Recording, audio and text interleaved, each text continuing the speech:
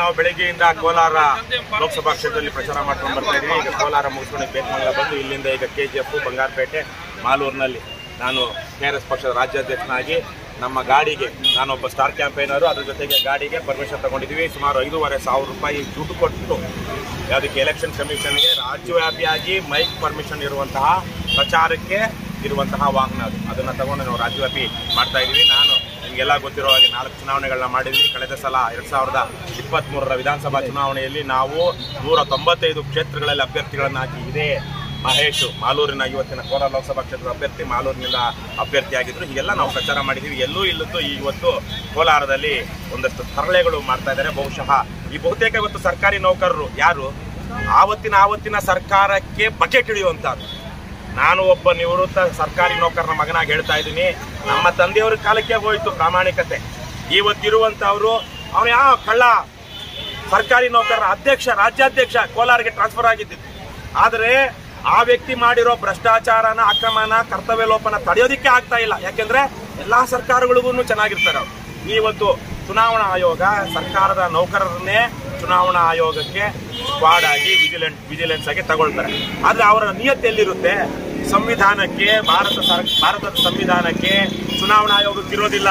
ಅವನು MLA, MP ಇವನು ಯಾವನ ಟ್ರಾನ್ಸ್ಫರ್ ಆಗ್ಬೇಕಲ್ಲ, ನಾಳೆಗೆ ಆಯ್ಕಟ್ಟಿನ ಜಾಗ ಬೇಕಲ್ಲ, ಅದಕ್ಕಿರುತ್ತೆ. ಹಾಗಾಗಿ ಇನ್ಕ್ಲೂಡಿಂಗ್ ಇಲ್ಲಿ Bethamangala police station sub inspector Hanumanthappa ಅಲ್ವಾ ಬಂದು ನನಗೆ ಏನ್ರಿ ಹೋಗ್ರಿ ಅಂತ ಮಾತಾಡ್ತಾರೆ. ಅವರಿಗೆ ASI ಅವರಿಗೆ ಯಾರು ಏನು ನಮ್ಮ ವ್ಯಾಪ್ತಿ ಏನು ಯಾವ ಪರಿಜ್ಞಾನ ಇಲ್ಲ. ಯಾರು KRS ಪಕ್ಷ ಅಂದ್ರೆ ನಮ್ಮ ವಿರುದ್ಧ ಇದ್ದಾರೆ, ಭ್ರಷ್ಟಾಚಾರನ ನಿಲ್ಲಿಸ್ತಾ ಇದ್ದಾರೆ. ನಾವು ಭ್ರಷ್ಟರಾಗದೆ ಇರೋದಕ್ಕೆ ಸಾಧ್ಯ ಇಲ್ಲ, ಭ್ರಷ್ಟಾಚಾರ ಮಾಡಲೇಬೇಕು ಅಂತೇಳಿ ಇವತ್ತು ಸರ್ಕಾರಿ ನೌಕರರು ಫ್ಲೈಯಿಂಗ್ ಸ್ಕ್ವಾಡ್ ಹೆಸರಲ್ಲಿ ನಮಗೆ ಚುನಾವಣಾ ಪ್ರಚಾರಕ್ಕೆ ತಡೆ ಒಡ್ಡುತ್ತಾ ಇದ್ದಾರೆ.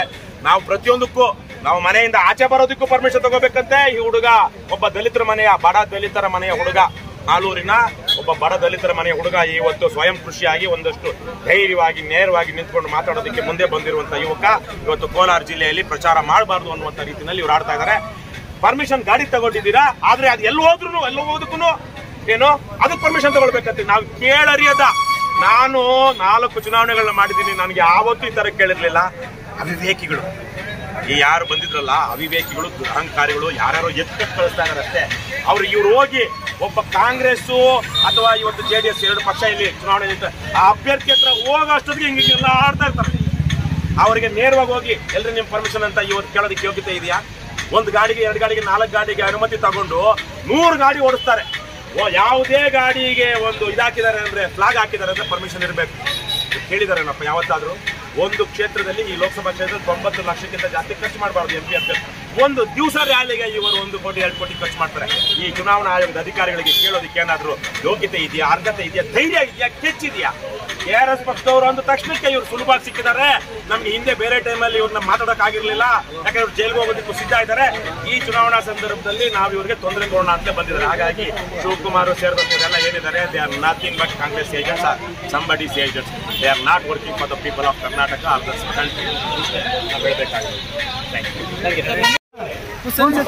ಕರ್ನಾಟಕ ಸಮೃದ್ಧ ರಾಜ್ಯ, ಶ್ರೀಮಂತ ಪರಸ್ಪರಿತ್ತು, ಭ್ರಷ್ಟಾಚಾರ ಇರಬಾರದಿತ್ತು, ದುರಾಡಳಿತ ಇರಬಾರದಿತ್ತು, ಅಸಮಾನತೆ ಇರಬಾರದಿತ್ತು, ಹೀಗೆ ರಾಜಕಾರಣ, ಗೂಂಡಾಗಳ, ಕ್ರಿಮಿನಲ್ಗಳ ಅರ್ಥ ಆಗಬಾರದಿತ್ತು.